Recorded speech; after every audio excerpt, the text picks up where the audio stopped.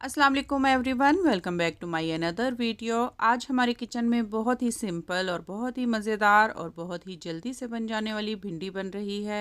भिंडी वैसे तो हर तरीके से बनाई जाती है और हर तरीके से ही लाजवाब लगती है। तो आज जो तरीका मैं आपके साथ शेयर कर रही हूँ ये भी आपको यकीनन पसंद आएगा।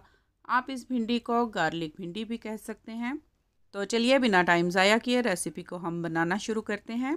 तो इस मज़ेदार और चटपटी सी गार्लिक भिंडी को बनाने के लिए पहले पैन में हाफ कप कुकिंग ऑयल डालेंगे और उसे गर्म कर लेंगे। अब इसमें 7 से 8 जवे लहसुन को बारीक काट कर डाल देंगे। साथ ही 8 दाने साबुत गोल मिर्चें हैं, 1 टीस्पून सफ़ेद ज़ीरा है वो शामिल कर देंगे और ऑयल में 1 मिनट के लिए फ्राई करेंगे ताकि ऑयल में लहसुन और ज़ीरे की मज़ेदार सी खुशबू आ जाए। साथ ही इसमें 4 दरमियाने साइज़ के प्याज थे वो स्लाइस करके शामिल करेंगे और प्याज को अब हमने इतना पकाना है ताकि इसका गोल्डन ब्राउन कलर आ जाए।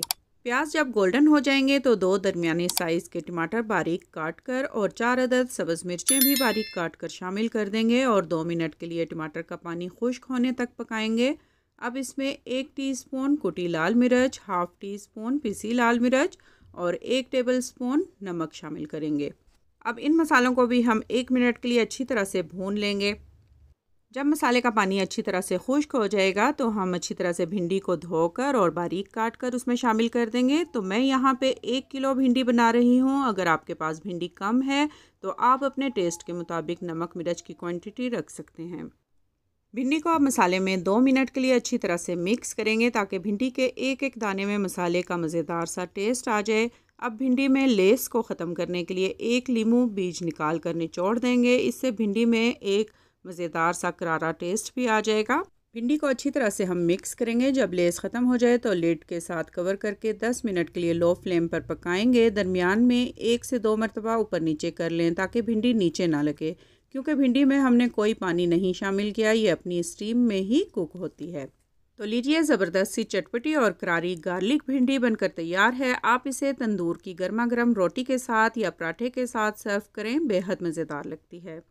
एक बार इस रेसिपी को ज़रूर ट्राई कीजिएगा, आपको भी बेहद पसंद आएगी।